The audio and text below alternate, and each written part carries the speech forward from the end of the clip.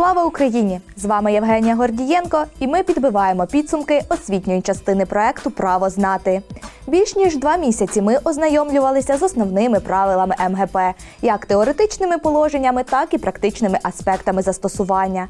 Наша освітня програма була не просто правовим проектом. Чому? Про це розкажуть керівник управління стратегічних комунікацій апарата головнокомандувача ЗС України та заступник начальника Центральної телерадіостудії Міністерства оборони України.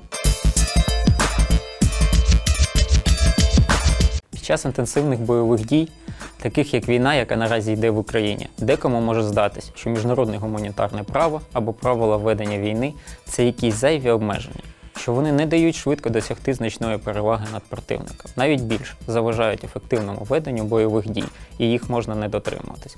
Можемо порівняти це з правилами дорожнього руху. Правило, що вулицю варто переходити на зелене світлофора, звісно, можна порушити і спробувати перейти на червоне, але наслідки таких дій можуть бути різними. Так і правила війни, запроваджені для того, щоб таке безглуздя, як війна, здійснювалось не шляхом тотального знищення всього, а на досягнення воєнної переваги з розумним балансом між воєнною доцільністю і людяністю. І знову ж, ці правила війни можна спробувати порушити, але наслідки для тих, хто їх порушує, можуть бути шокуючими. Метою нашого проєкту є демонстрація, що виконання норм міжнародного гуманітарного права – це ознака професійності, людяності, прагматизму та покращення репутації для Збройних сил України. Загалом, це ознака дійсно сучасної армії. Зазначений освітній проєкт був реалізований набагато ширше, ніж виключно з юридичної точки зору. В рамках функції управління стратегічних комунікацій ми ставили перед собою значно більші задачі. Для кращого сприйняття ми не просто включили положення чи пункти з Женевських конвенцій, а адаптували цей текст під цільову аудиторію.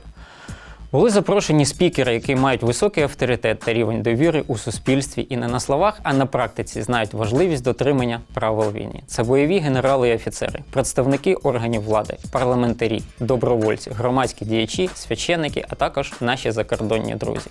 І це чергова демонстрація консолідації нашого суспільства під час війни. Також враховуючи, що велика частина нашої цільової аудиторії – це молоді, інколи юні українці, ми нагадали, що основні норми міжнародного гуманітарного права можна вивчати з використанням інтерактивних засобів, наприклад, додатків до смартфонів від Міжнародного комітету Червоного Хреста та інших гуманітарних організацій. Тож, навчаємось, стаємо кращими і разом до перемоги.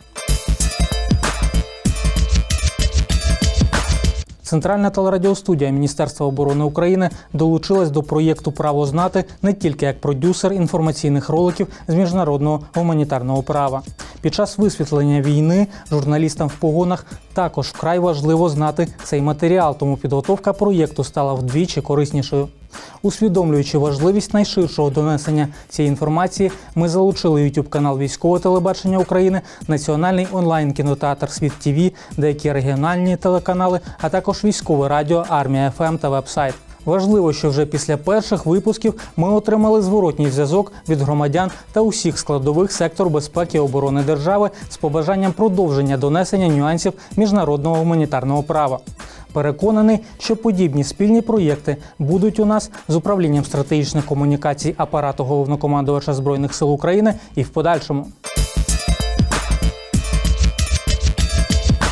Звісно, наш проект – це не є вичерпні знання з МГП, тому що це ж все-таки галузь права, яку неможливо вивчити протягом такого короткого курсу.